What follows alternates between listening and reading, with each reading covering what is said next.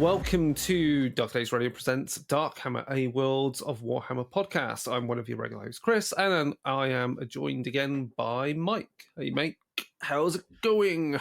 It's going great. It's October, and I'm ready to worship the dark gods. And we're going to finish off this blasted series after promising it for so long. Right, so before we delve into that, if you follow us, we've got a new episode of Realm of Fire out where we bring back previous host, originator of Realm of Fire, Brendan, and we talk about what's cool in wargaming and some opinions about how books are dead for war games, and just what's cool coming up. Things like Legions Imperialis, Cities of Sigmar. There's been some more releases that GW's been showcased this last weekend for a few things. I think the most interesting stuff I'm looking forward to is everything for Necromunda, because there's a new book coming out. New Van Saar minis are on pre-order next week. This weekend. Squats everywhere. Squat vehicles, yeah. So there's lots of good stuff there. And some new Warcry terrain is out, which it looks actually pretty neat. So yeah, I'm thinking we have to go down that route. And Mike, what have you been doing gaming wise? Any wargaming related stuff or no wargaming. No Warhammer really. The only game I played recently is the Arkham Horror living card game, which is a cool little, Call of Cthulhu inspired game. We saved the city of Arkham with one turn, like one action remaining, basically. So it was pretty tight. It's a good game. It's a good game. It's got a lot of really finicky little mechanics to keep track of, but once you get it moving, it's kind of cool little stories and neat explorations for some people in a 1920s pulp setting. So it's pretty fun and can definitely inspire you for Warhammer Fantasy Roleplay and Warhammer 40k, especially Imperium Maledictum. Yeah, that would work quite well. On that kind of topic, actually, related to that, I just finished watching with Sam the Fall of the House of Usher on Netflix. Obviously, it's based on Edgar Allan Poe's work, but actually the full concept of it, you could see working quite well for Warhammer-based kind of mysteries, for certain. So I would highly recommend looking at that. I feel like there was a Age of Sigmar novel, Castles of Blood by C.L. Werner, that was kind of in the same vein as Fall of the House of Usher. I listened to the audiobook a while back, but I don't remember it super well. I just remember it feeling a whole lot like Warhammer Fantasy. Yeah. And then kind of, sort of, I'm going to say semi-related, because I've been looking at it, is the, so I've backed Modiphius's Cahors Cthulhu, which is Roman Age Cthulhu using their 2D20 system, and I'm getting definite Warhammer vibes from it. Obviously with a system that is, having played now Star Trek using the 2D20 system, I'm actually quite confident on actually running the starter scenario that they've put out for that. So that might be something we investigate for the podcast, because again, there are some people working on that which people will recognize the names of, like Doug Seacat and Matt Gates, who have worked for or still currently work for Privateer Press, so, and thus who I've worked with. So there's some good people on that project. Right, let's dive into the main topic of this, which is finally the last of the Chaos Gods. We're talking about Demigods and the Lost. So we're just going to get started on this.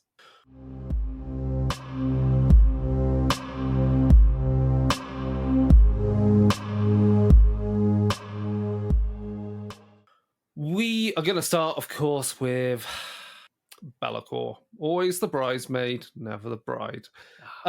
So Be'lakor, aka Dark Master, First Damned, Father in Shadow, Harbinger, Lord of Torment. He is the first demon prince elevated by the Chaos Gods collectively. So his species of origin is unknown in any of the settings, though it is I would say it's likely that he was human. In the 40k universe, I think it's a bigger dunno. It could be elven origin, potentially for the old world, though. Yeah, So there's a big question mark. Old world, I'm not sure. Malekith is running around. I think it depends on if he's before Malekith or after Malekith. And I have to go look at the timeline basically to figure that He's out. before He's before the first invasion of chaos onto Right. the old world. So he's So before Malekith. he could be some sort of pre-human, Yeah. or another species, but he would not be humans as we know them today. Would not be like Homo sapien, essentially. And obviously with 40k universe, it's an interesting thing to say he was collectively uplifted by the Chaos Gods, because the question then with his origin is, did he come into being only once Slaanesh came into being, which is 31st millennium, or because time is a weird thing and technically the Chaos Gods don't give a shit, then does Slaanesh's existence and interactions with time, and time being non-linear to the Chaos Gods, allow for Be'lakor to have been created before Slaanesh came into being in the universe, into the 41st, the 40k universe. So there's a weird question mark there, which I think is interesting in its own right. You're breaking my brain right now. This is I don't know which way this would go. Yeah. It could be an interesting causality loop, whether Be'lakor was ever involved in the fall of the Eldari, leading to Slaanesh's creation, and thus being the other god required to bring into being Be'lakor. So that's weird. Anyway, so Be'lakor is a master manipulator, which we will learn of, and is completely jealous of the Chaos Gods, because essentially gifted by them, constantly uplifted, and then they kind of, got distracted by other potential, leaders for their demonic hordes. And so Be'lakor just wants to take charge instead. In the old world, then, the origin is that Be'lakor was a savage warrior who pledged the Chaos Gods, traveled to the Chaos Waste, where they were rewarded with elevation to demon princehood. Though, because Be'lakor was collectively elevated, it meant no god had true control over Be'lakor, which meant Be'lakor actually had, I guess, was making use of lots of loopholes to act freely and bargain for more power, constantly getting more power, because, Khorne's giving me more power. So Lance is like, hold on a minute, no, you're favored by me. And so constantly playing them all off against each other. So the good question then here is that, when did Be'lakor get to the realm of chaos? Because that means, was that around the time when the polar gates collapsed, or was it before somehow? Was there some other kind of fissure into the realm of chaos? And once that occurred, once Be'lakor is now a demon prince, is essentially in charge of the demonic hordes unleashed onto the world by the collapsed polar gates, and obviously taking charge of the tribes in the north. With that growing throng of followers and other demon princes that have been raised up, it meant Be'lakor's power kind of got diluted, or was at least challenged by these other rivals, as kind of that collective power of the Chaos Gods gets diluted through other agents. And I think that's a really interesting theme and concept, that the demon princes ultimately want to kill each other off to have more of that pie, more of the power. And then Be'lakor was involved in the fight in the first invasion into the old world, and was banished back by the Great Vortex. And as that happened, so the Great Vortex created by the elves, that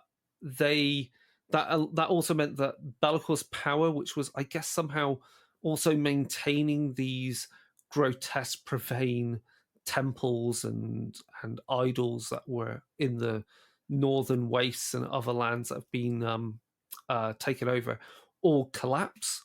The kingdoms that that Be'lakor created collapse, and Be'lakor, of course, gets punished by the Chaos Gods, and the punishment is to crown the next selected ever chosen champion of the Chaos Gods who will lead the invasion into the old world. So already Be'lakor has, gone to great heights, achieved so much power, and then has it stripped away and is made to be powerless before the next ever chosen.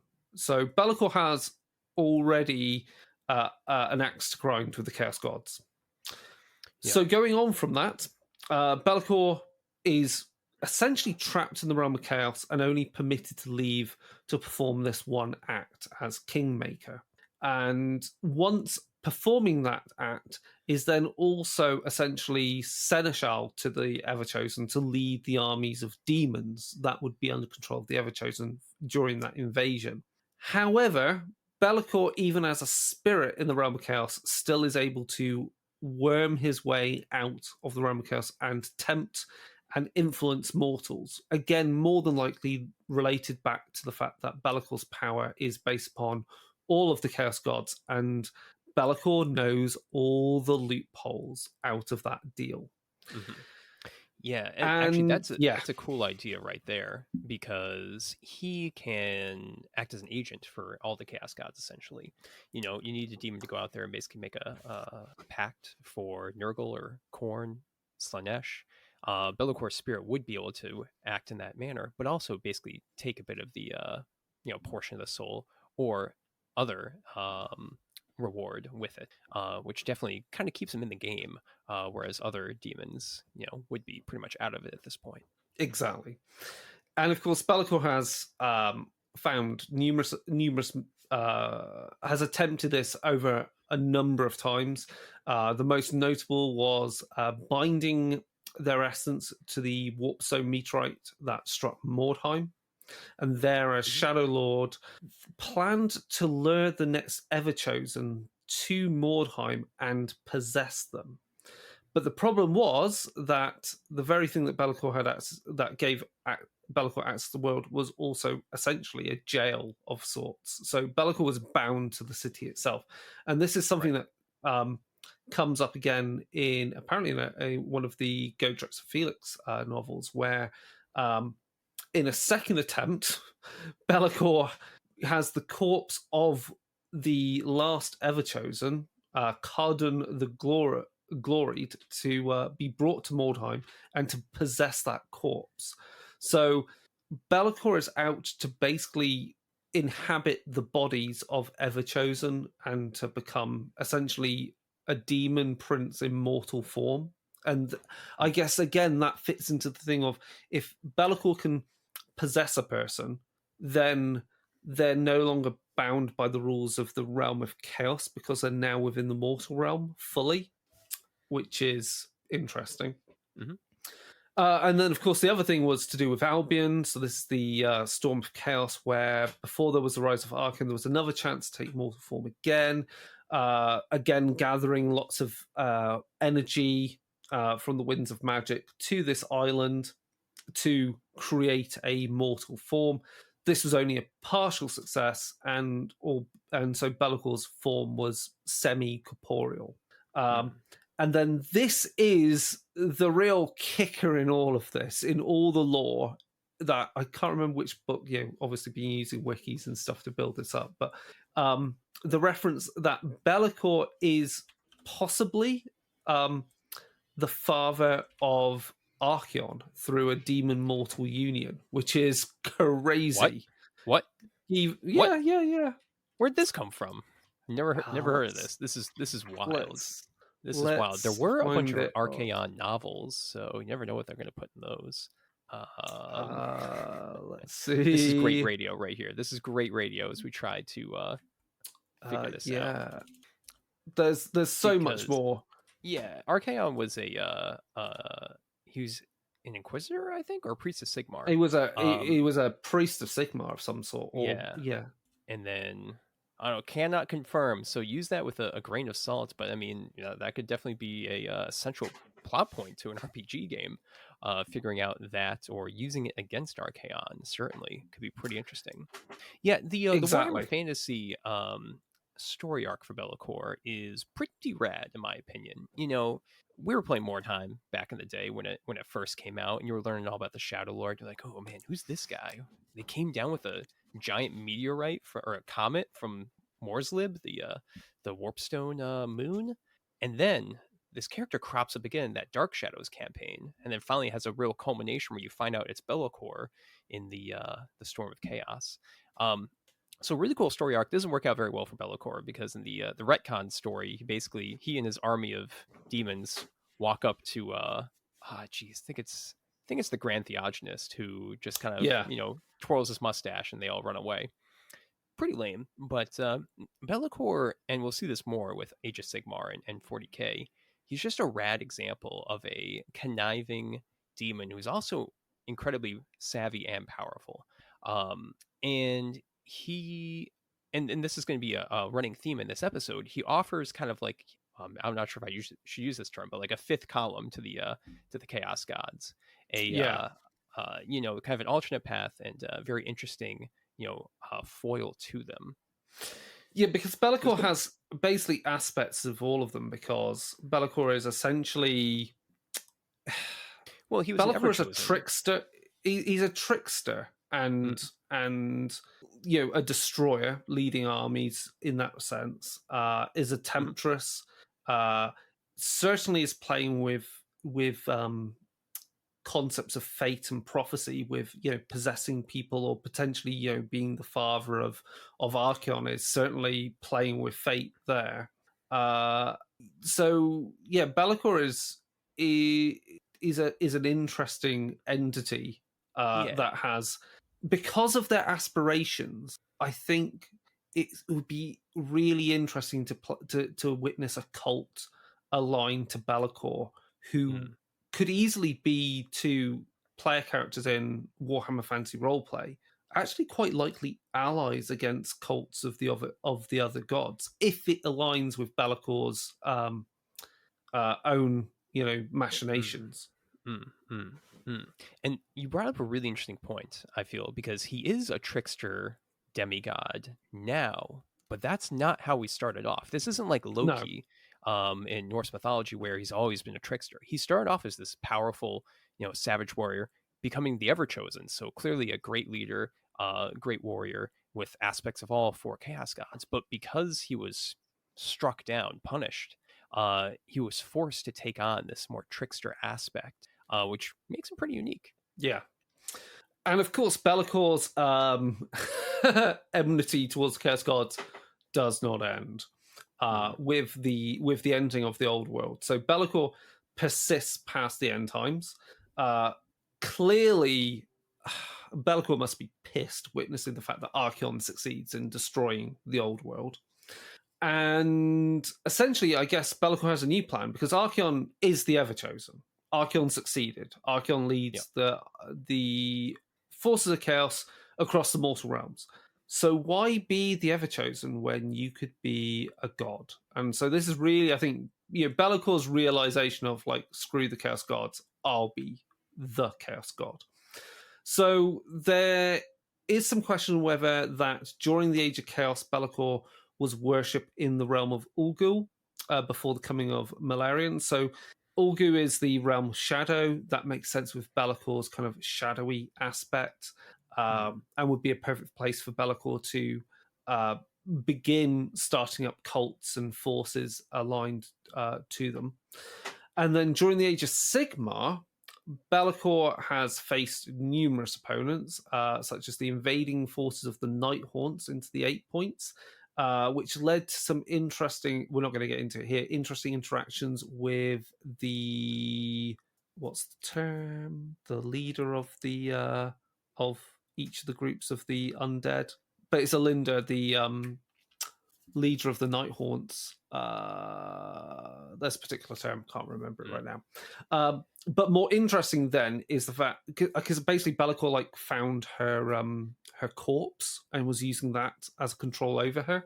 So, and then Be'lakor orchestrated, and this is so mad, orchestrated the fall of one of the Tzeentchian Silver Towers in the realm of, I think it was the realm of metal. And the disruption, that that fall of the Silver Tower basically smashed into a realm gate and unleashed a whole load of, warp energy, magic, whatever you want to call it, into the realms in general, and created what's known as the cursed skies above the mortal realms. So this cursed skies essentially meant that Stormcast Eternals, when they die, could not return to the realm of heavens, to Sigmar, and so their souls became trapped there, which is why they had to create the new type of Stormcast that are able to penetrate through the cursed skies. This also then allowed the siege of Vindicarum, which is another city, I think, in the realm of metal, in an effort to win more favor from the Chaos Gods. And then on top of all of this, using the souls from the Cursed Skies, Be'lakor has created a champion of his own called Eternus, who is essentially infused with the souls of Stormcast Eternals. So essentially, Be'lakor is creating, or has begun creating, Nega Stormcast, so Chaos Stormcast, which if you have a look at the model for Eternus, the miniature is a kind of almost like a Chaos version of the model on Griff Charger you got in the Soul Wars box. Mm-hmm. Yep. So that's where we are up to pretty much with Be'lakor in Age of Sigmar, is I think starting his own little army. There's also the Chaos Warband you can get in Warcry, who are aligned to Be'lakor as well. Oh yeah, those are great looking models. I think it's interesting that Be'lakor kind of serves as like the anti-Sigmar in Age of Sigmar. I think that's pretty neat, especially with him, kind of taking advantage of these Stormcast Eternals now. Because people were wondering when we'd get like the more Chaos Stormcast, and everyone thought, oh, it would be like Chaos Space Marines, that sort of thing. But this is, again, kind of coming out of left field, a different form of anti superpowered dude. So I think it's pretty neat. So to wrap up on Be'lakor, let's talk about 40k. So Be'lakor apparently has been around since the start of time. This goes back to what we said about, the whole everything to do with Slaanesh and the origins of Be'lakor and how it all makes sense. Be'lakor has apparently been worshipped across numerous alien worlds by different alien races that are now extinct. And but this is all some dastardly kind of like ruse, as a tech magos called Kyber is collecting the relics which Be'lakor requires, and as this magos is doing the research and going to these alien worlds and doing xenoarchaeology, it gives Be'lakor the chance to destroy any remaining historical evidence that Be'lakor existed. So Be'lakor's trying to eliminate the historical record of their existence and their cults, while also claiming back these lost relics. So I don't know what that's all about. And all the while, Be'lakor is helping out Abaddon, orchestrating events to aid the Warlord. But again, Be'lakor is looking to assert power and essentially use whatever benefits they can get out of Abaddon to, more than likely go after the Chaos Gods themselves. So Be'lakor's up to something which I think it's only in the last few editions of 40k Be'lakor is they're really establishing Be'lakor as this kind of player within the madness that is the 40k universe. Yeah, and I mean you can see some easy plot threads right there for a role playing game. Helping out with finding some of these lost relics and then having them vanish essentially, and only your memory contains the information that this entity of Be'lakor does exist. Yeah, that's neat. It also kind of doesn't go the way you'd expect it to. And you'd think that he'd be trying to hoard all of the information about him, but instead destroying it perhaps is very interesting, and trying to remove that history of him. When Chaos Gods want to be worshipped, Be'lakor wants to go unseen, which is pretty neat.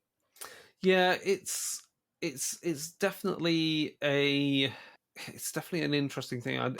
The question is, what's are these lost objects of power essentially elements of Be'lakor that have been taken from Bellicor by the Chaos Gods as punishment, and then is the erasure of Bellicor's history again a way of removing hooks that Chaos Gods have into Bellicor, and thus opening up loopholes in how Bellicor can operate against the Chaos Gods?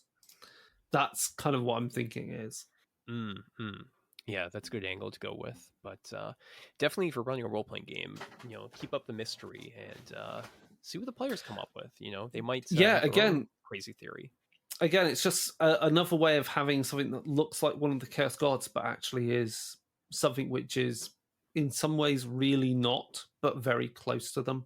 And that adds, like say, extra mystery and misdirection. Okay, so that's Bellicor. Who are we going to talk about next? All right, let's talk about the original 5th Chaos God. Let's talk about Malal, because Bellicor in a lot of ways was created to fill a void that was created in the 1980s. Malal was originally published in the Citadel Compendium, which had some comics in it. And one of those comics was about this anti-chaos, anti-hero, Caleb Dark. He was a heavy metal badass who was traveling all across the old world, ruining the machinations, the plans of the ruinous powers, and seeking these crystal keys to free the law goddess Arianka from her crystal coffin.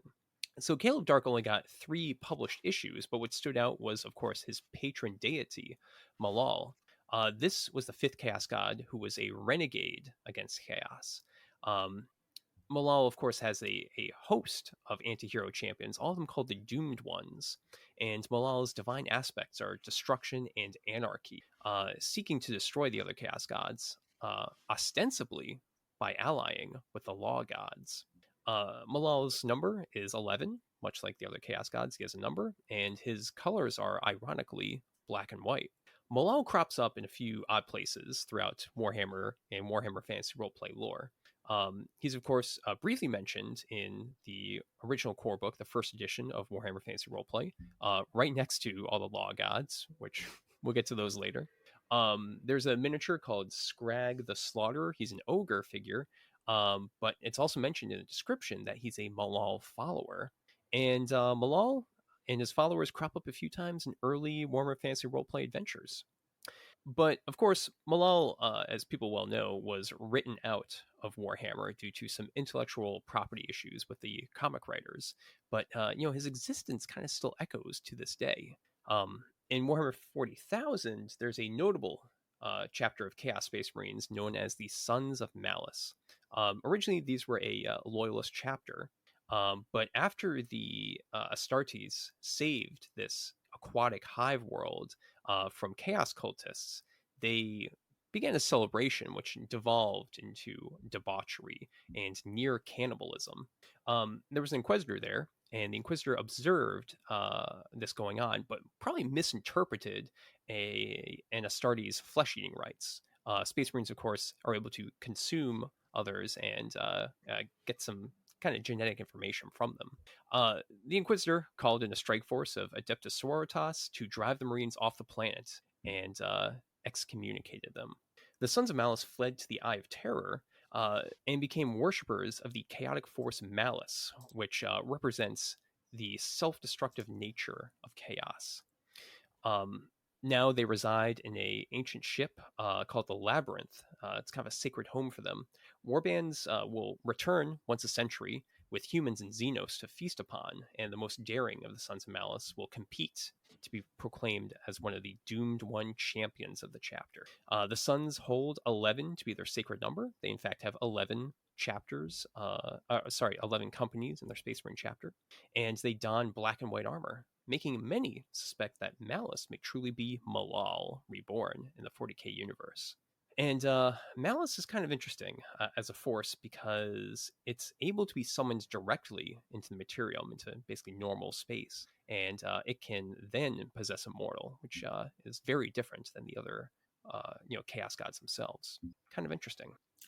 Yeah, I think you're right. There's a lot of parallels there with Bellicor, and I wouldn't be surprised if the Sons of Malice are worshipping Bellicor. Like, the truth of it is, Be'lakor as their patron because of that Yeah, yeah. similarity of being summoned into the materium to possess a mortal. That's very Be'lakor, from what we've been saying with respect to Warhammer. Mm. And yeah, just the fact that idea of a renegade chaos god, what does that really mean to be renegade against chaos against chaos? Yeah, yeah. It's almost an oxymoron in a sense, but it essentially means, well, against, I mean, when you're against the other chaos gods, I think it's clear that you're against either of the excesses of either of them, and you're just out for chaos, in its general sense Yeah, of more excessiveness. entropy, right? Pure entropy Yeah. is really what they're going for. So that's pretty cool. I mean, yeah, in 40k, that's usable quite easily. I mean, you could again quite happily have cultists in a game of Imperium Maledictum or Wrath and Glory who venerate malice or something which you give it any name, but 11 is the sacred number, Yep. and also working to summon something directly into the material plane and really just being chaos but not as you know them, and again injecting that level of mystery and the unknown into your games. Yeah, definitely. And I have some notes on this at the bottom, but I think Malal would slot in incredibly well into Soulbound because the setting's perfect for it. You've got these heavy metal, epic fantasy setting of Age of Sigmar, and the doomed ones are just striding across the broken realms, searching for these crystal keys to unlock a coffin containing the goddess from a long dead world. I mean, it's perfect for it. And Age of Sigmar, in some ways, is it's almost an end game that's near Malal's victory, right? The world is broken, literally shattered into 8 realms, and there's only a few points of light that are supporting the species of order. And the Chaos Gods, as they kind of ruled this place before Sigmar returned, they're becoming fat, lazy. They're, open to being toppled by the champions of anarchy. So I think Malal is perfect to just get right in there for Age of Sigmar as a alternate force, chaos that doesn't feel like chaos. Right. Let's move on to the next demigod looking for godhood, and we're going to wrap up. Actually, we'll follow up this one with another one because the parallels are actually quite strong. So we're going to talk about Vashtor the Arcaphane, who is relatively new in the 40k universe. So Vashtor is the machine god of chaos in essence. The Master of Soulforge is the god in the machine. So essentially, they are a demigod in charge of the Forge of Souls. It's this place in the Immaterium, in the realm of chaos, where souls can be used, demons can be used, and reforged to create essentially demonic engines. And these engines then can go out into the universe and cause destruction everywhere. But that means then that Vashtor is, in essence, the demigod of engineers, scientists, artisans, and inventors. So this is almost then where the others are the excess of emotions. This is the excess of almost the excessive artifice, where and can be the excessive reason too. Yeah, where those things lead to it's essentially it's like where we fear AI is going to take over the world. This is that kind of the demigod of that, where the machines take over the world and reduce it into grey goo or into horrific vistas, which humanity and emotion and all the things we consider normal cannot exist. So that in itself is interesting. It's also the hubris of trying to enslave the natural forces with technology, which I think is a great concept for a chaos god. So Vashtor has infrequently entered the material realm. Origins unknown.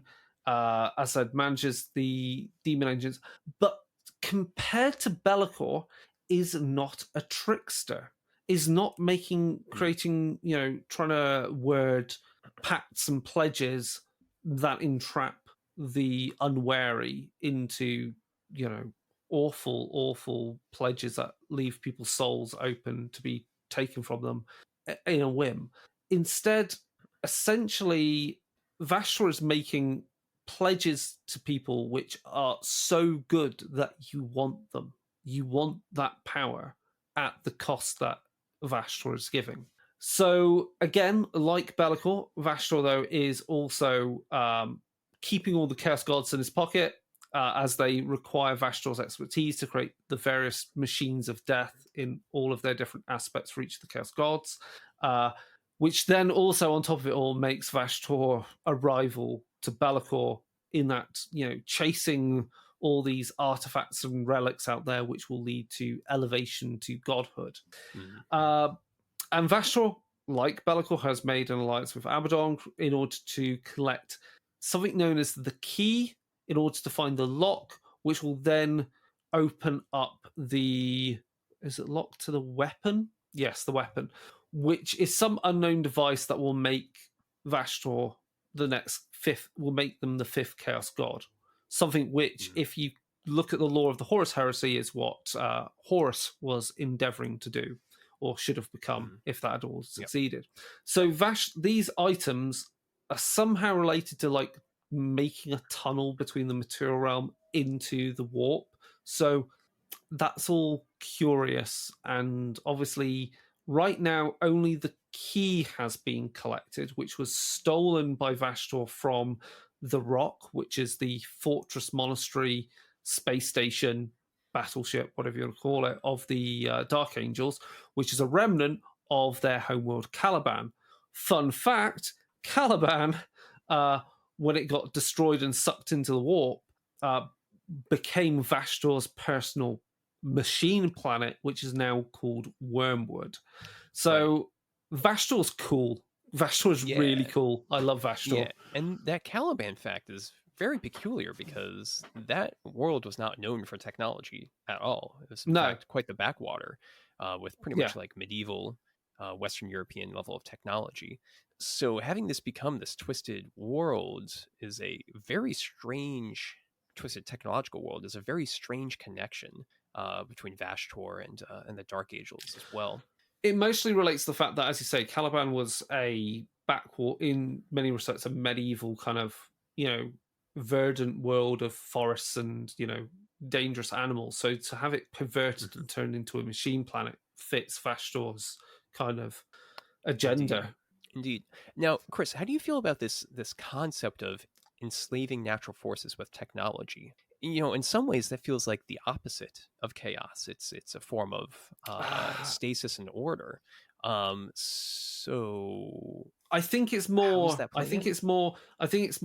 taking control of them and then unleash them through technology, if that makes sense.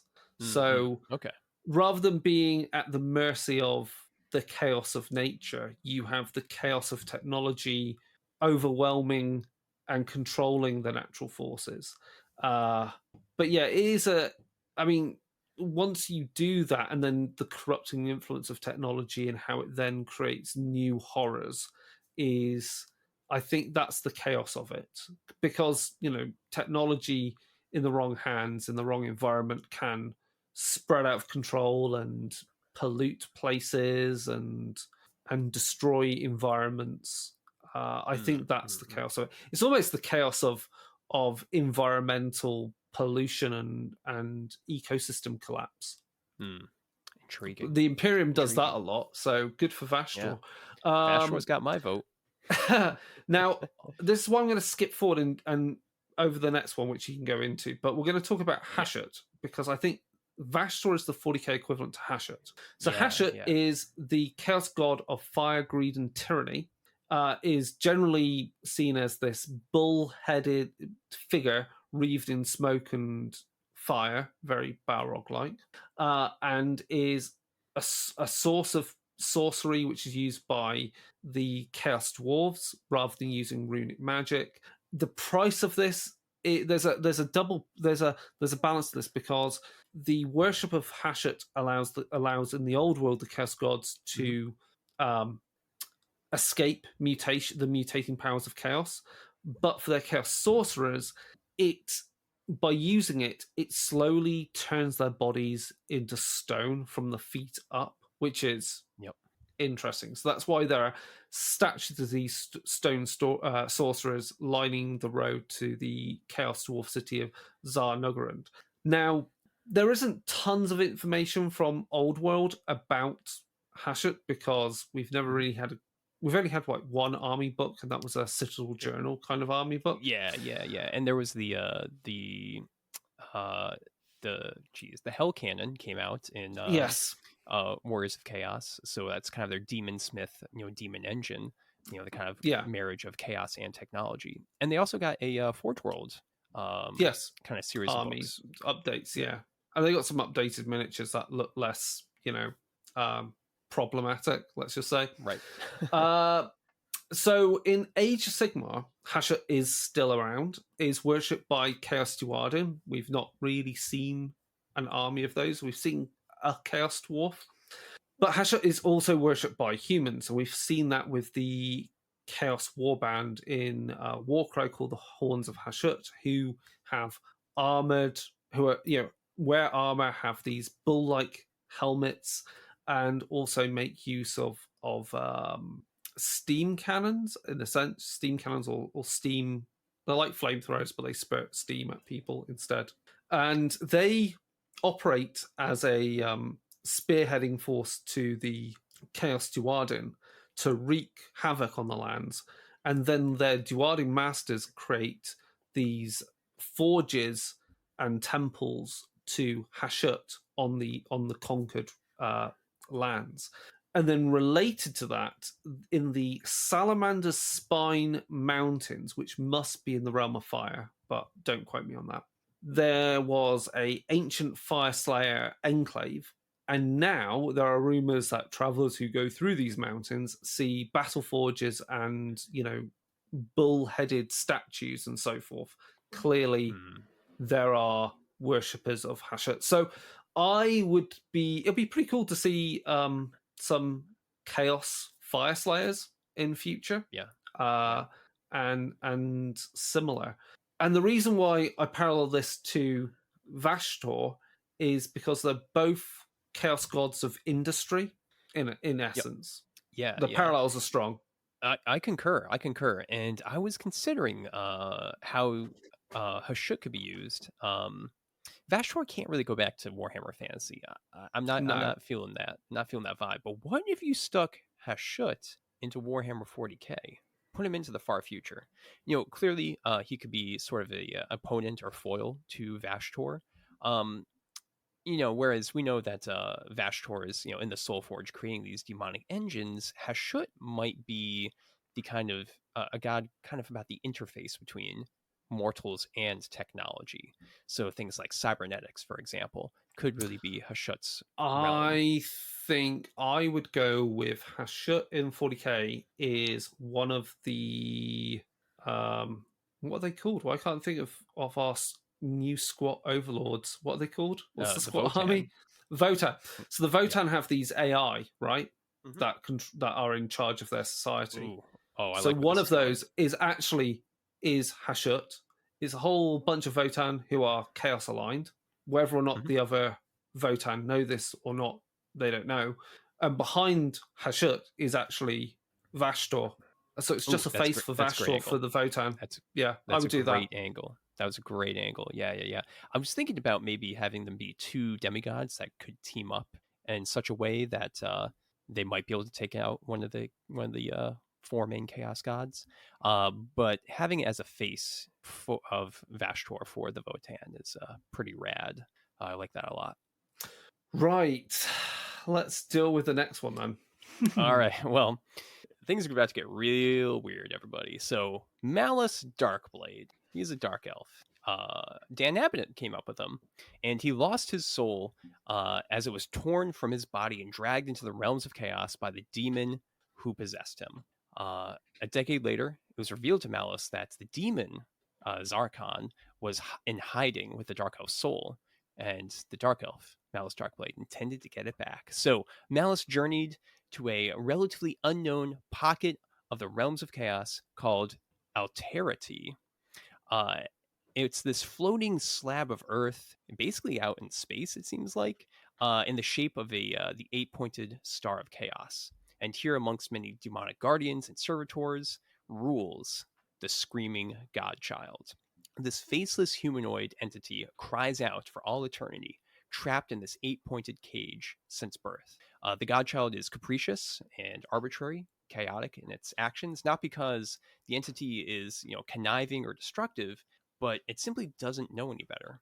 In some ways, it's kind of that force of entropy. Malice confronts the demon with his soul and escapes, but not before the godchild notices. The spiteful demon, uh, the spiteful god demon, traps the demon Zarkon once more into Malice, making his years and quests for naught. The Screaming Godchild would be just another oddity in the Black Library fiction and in the Warhammer Monthly comic books. And it was originally, as I mentioned, introduced in the Dan Abnett Malice Darkblade comics, but it was also included in Mike Lee's Lord of Ruin novel. Now, that's not too notable, but apparently Mike Lee is ardent, convinced. He goes online, talks about this. He thinks that the Screaming Godchild is, in fact, a full-fledged Chaos God. Its power, we can see from the fiction, its power greatly exceeds that of a normal greater demon, while the Godchild also controls a small pocket realm on the level of maybe like the Horned Rat. The existence of the Screaming Godchild does beg several questions. Who trapped it in this pocket realm? Who are its parents? And how was it created? And also, can it mature and challenge the four main gods? Or is it, forever stunted in this place that it is? So, originally I was ready to just kind of dismiss this deity as an aberration, but it's actually kind of ingenious. Children, particularly neglected ones, can oftentimes be agents of chaos. So why would that steady, source of emotions from the old world, let's say, that confusion and angst, why wouldn't it fuel the creation of another chaos god, another deity of some sort there? But it's pretty weird. Also, Mike Lee is convinced that Malice Darkblade's warp sword is actually the sword of Cain, which is wow, not the case. But he's got some ideas. Malice Darkblade needs to come back to Age of Sigmar. That would be like awesome. Yeah, it would be. I never read the final novel, but I assume he did not make it through the end times. But that hasn't stopped a lot of people from making a comeback. I mean, Gotrek's back. Yeah, I know, right? Before we get on to the last bit, then we're going to talk about. I think the other thing we'll wrap up the stuff we haven't mentioned in here.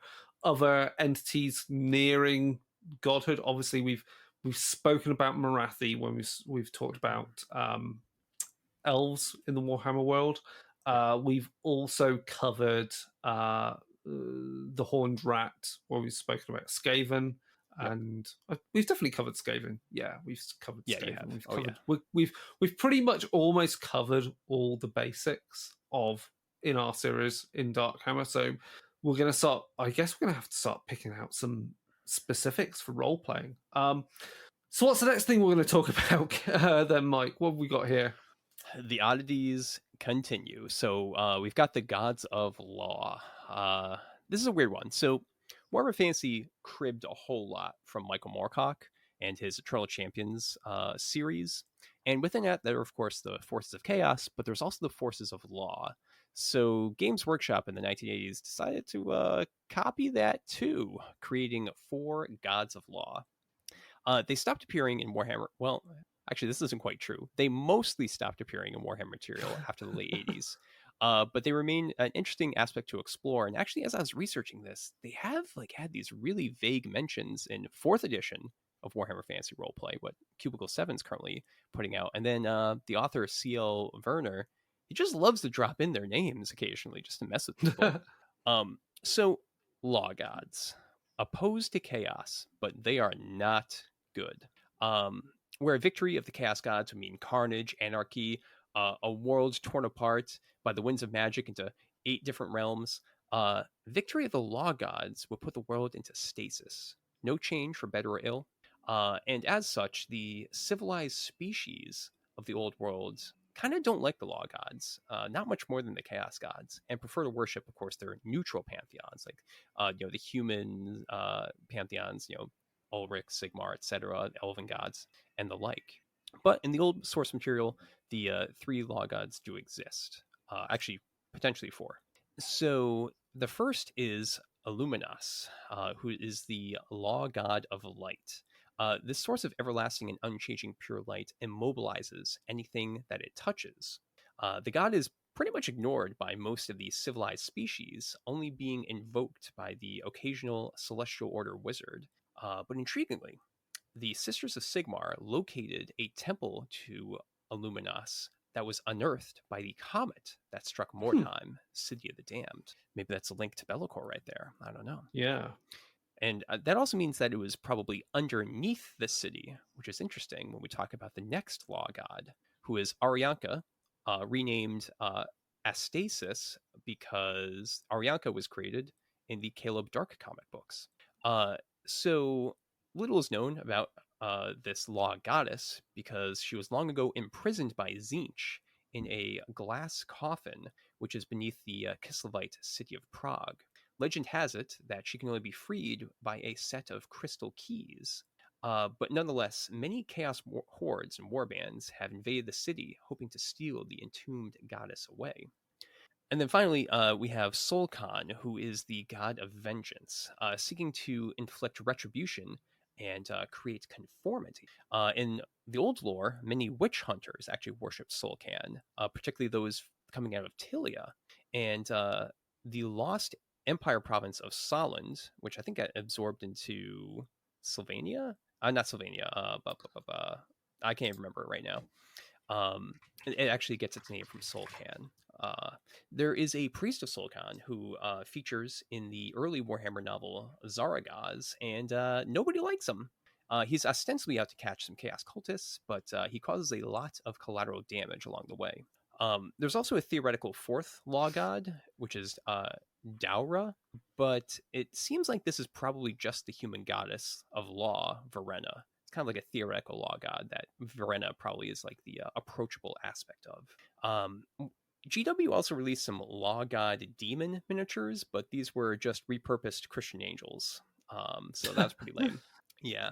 The law gods, they're weird. One thing that's interesting, I was doing a little research, and apparently Graham Davies has a pretty good blog where he discussed how these came into being. And basically, he got the script for Warhammer Fantasy Roleplay First Edition from Rick Priestley, and it had two of the law gods in there, Illuminas and Arianka, but they're really vague. They didn't really do anything. So he created Solkan, so there's at least like an active law god that was really out doing things and could be interacted with. But because there was that lack of development, and basically Rick Priestley wrote some things down and not much was really done with it, they kind of fell to the wayside pretty fast. And they don't make a lot of sense for the Warhammer Fantasy setting. How do they get their power? Mortals aren't really worshiping them, and they aren't like the Chaos Gods where they're getting these kind of, harnessing the energy, these primal emotions. And what are they really getting from mortals to power themselves? They just don't really fit the metaphysics that well, at least in the way that they're presented in Warhammer Fantasy.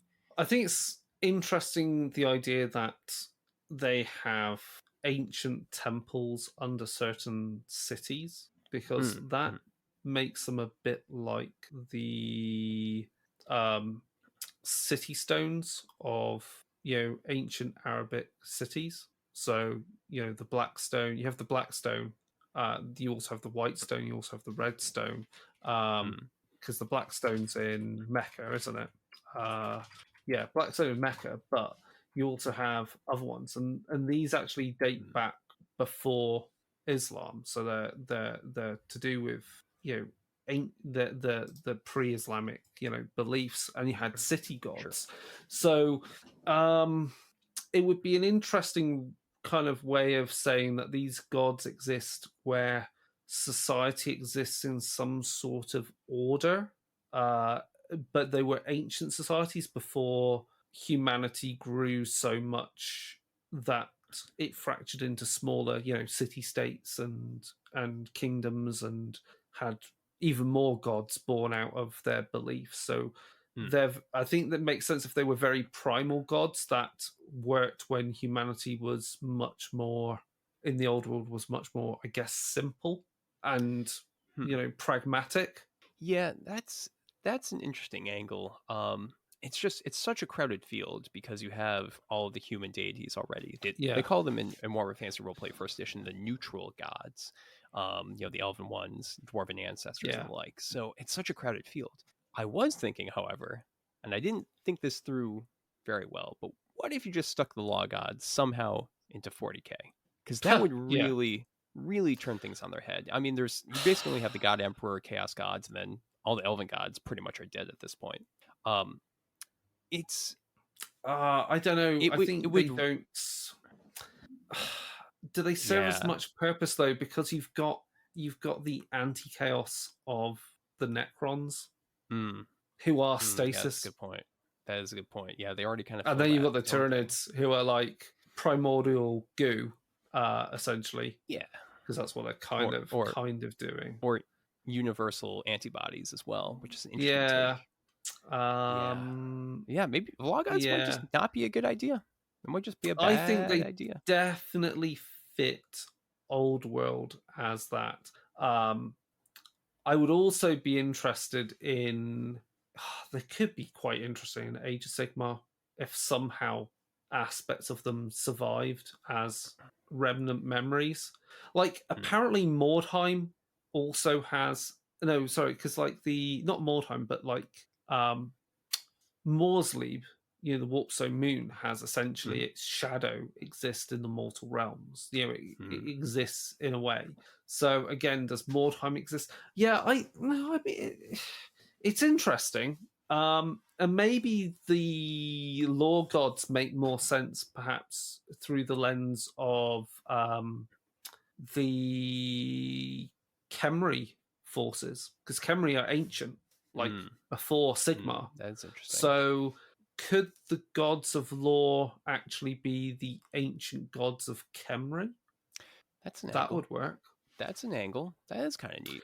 And then that relates back to the idea, like I said, about these gods they tied the gods to particular cities to represent order taking over what was then quite a, untamed lands.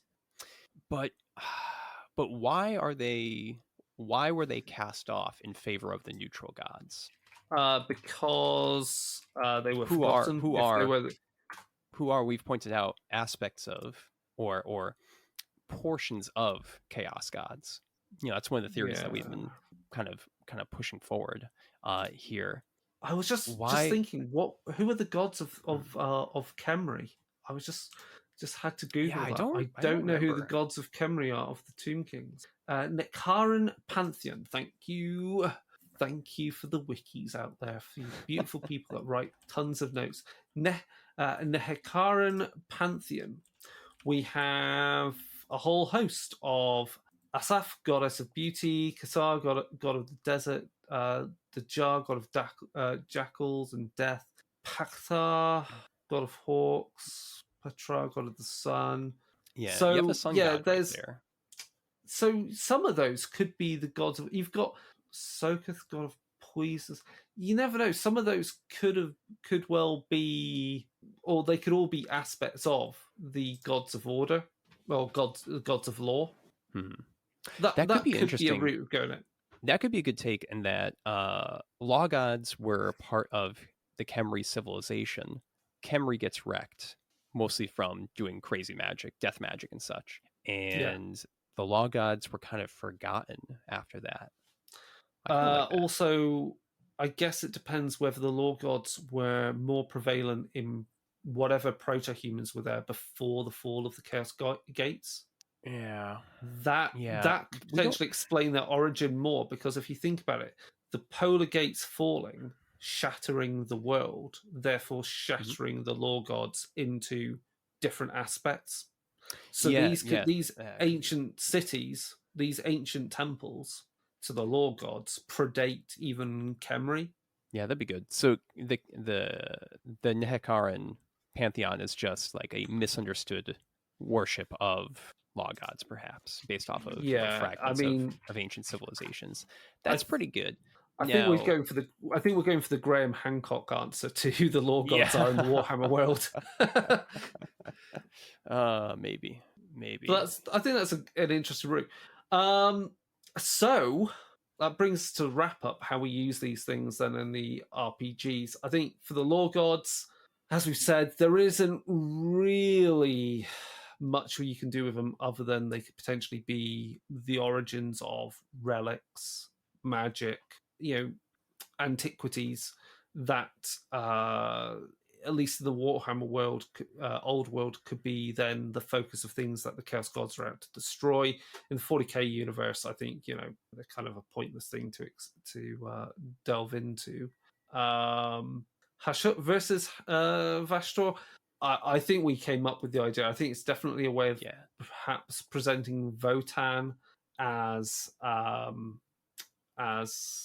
having chaos aspects to them, and perhaps delving into the Iron Men. Why did the Iron Men turn on humanity? Was that something to do with Vashtor? So there's certainly things to look at there. You could have could you have cults to Vashtor trying to create cybernetic bodies for themselves? That would be fun. I like it. That also gets you back into Chaos Robots from back in the day, if you remember what Chaos Robots were. The Necrons now, they look very much like Necrons do now, but that could be a cool route. Especially if you go for that more kind of, let's think, kind of like more Tetsuro kind of Iron Man kind of approach, where, the machines are melding with your flesh. In those fun and awful ways. Malal, as you said, you had some good ideas with that. Because again, I guess is it because Malal just fits with the more kind of post-apocalyptic heavy metal fantasy of Age of Sigmar? I think so. Yeah, I think so. Yeah, because Malal and the Caleb Dark comics, they work pretty well when he's adventuring through the Chaos Wastes. But if he gets to the civilization of the old world, it doesn't work as well. But Age of Sigmar is just so. First off, it's just so broad and open. I just thought, like you were saying, through the Chaos Wastes. So what if you're what if you're weird?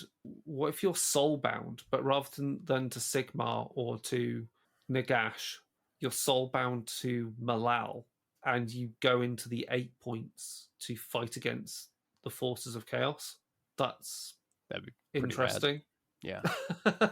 And I could see exactly Be'lakor trying to do his own soulbound for that exact reason. Yeah, that's pretty cool. Yeah, is there not enough room for both Malal and Be'lakor? Because Be'lakor kind of does the Malal thing, but with a bit more finesse, more pizzazz. Malal is, I mean, come on, there's only 3 comics. Apparently there's a 4th one, but it never got published. There's not a lot of content there. Doomed Ones is a pretty cool name. Yeah, 11 and the black and white thing. But Be'lakor at this point has just had so much more development, and most of it's really rad. So I think if you're going to pick one, go with Be'lakor. But I do want to point out a couple ideas about the Screaming Godchild, because we really talk about that one.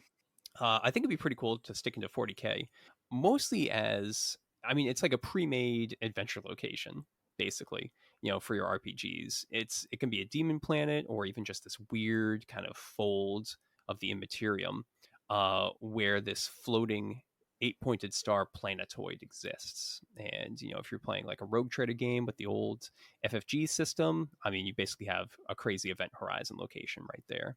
And then for Black Crusade, if you're playing that one, those kind of cabals that you're playing as would be challenged to interact with this Godchild and its demons, and of course everything lost in that kind of labyrinth that it has. But if they can destroy this creature or somehow get it under their thumb, they could of course get great rewards from their patron gods. So it's definitely good spot for a lot of Warhammer.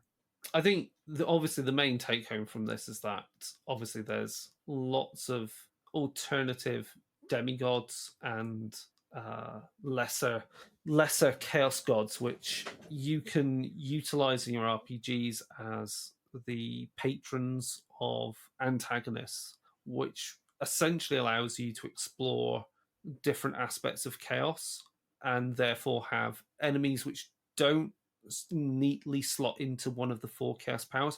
And of course, we always go back to Warcry with this because, you know, you've got the cults like the Corvus Cabal who worship chaos through the, you know, through the Crow. You've got the Tarantulas brood that worship chaos as this like great spider. You've got the, I can't remember what the hell they're called. The ones that worship chaos as like just this unending fire. You've got the Cipher Lords who I can't remember what aspect they go for. Iron Golems, etc., etc., etc. They all look at chaos through different lenses, and that's where the fun of those warbands in Warcry and thus Age of Sigmar comes from. But those can, I think, should be used as a jumping point even for 40k based RPG. So why shouldn't a chaos cult be venerating an aspect of chaos which takes the form of some, you know, again, some spider or a rat or some other creature or fundamental primal force. Yeah, no, that's a great idea. And there was something similar in the Eisenhorn trilogy, right? With the was it like a pig chaos cult or something like that? They're definitely cornate. They're definitely cornate. Oh yeah, but, absolutely. It was pretty obvious, but you know, having that kind of different way of worshiping, that different aspect was, I think a good way of doing it. Cool. Okay, so that kind of wraps up our Chaos Gods mini-series that we've done. I have no clue where we go next with Darkhammer. I think we're going to have to start looking at places and people. I think places is mostly more interesting because places are where people go to and where notable characters in any of the worlds of Warhammer end up, and so these places then become, you know, melting pots for various interesting plots. And if we start with, you know, Warhammer and 40k with Wrath and Glory and Age of Sigmar, we've got some wonderful locations to like cover. I mean, we've got Ulthunkhan. We're going to talk about a lot because there's the upcoming book for that. We go and look at Outdorf. We can look at, we've talked about Necromunda before for sure, but we can look at some of the other hive worlds and things that appear in other novels or subsectors, because obviously Imperium Maledictum covers the entire Macarium subsector. We've got the Calexis subsector as well, which is now the main focus of the Rogue Trader computer game as well. So maybe it's locations is what we look at next, or if you've got your own ideas and have suggestions, just ping us at darkadaysradio@gmail.com. Also, alternatively, you can contact us via our Discord or on social media at darkadaysradio. We're on Threads. Yeah, we're not on Blue Sky yet. We're on Twitter while it's still not a burning, no, it is a burning cesspit. And on Facebook and other places. So yeah, I think that covers that. Any other ideas of where you want to go next with the Worlds of Warhammer, Mike? Maybe just like a character creation series. I think that's always good. So I think kind of some mechanical aspects would be great. Yeah, Imperium Maledictum is still the new thing. We can look at that. But yeah, definitely we'll look at character creation. We'll look at places. Maybe we'll look at character creation with a place. Like, how would you make a character that suits Anvilgard? Because Anvilgard is the best place in all of the mortal realms. But yeah, we'll have a think of some ideas. But there's definitely more content we've got to cover the Votan as well at some point. Because we haven't covered them yet.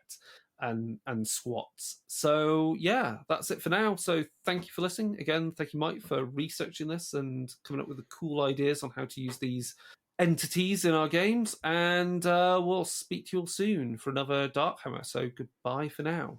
Take it easy.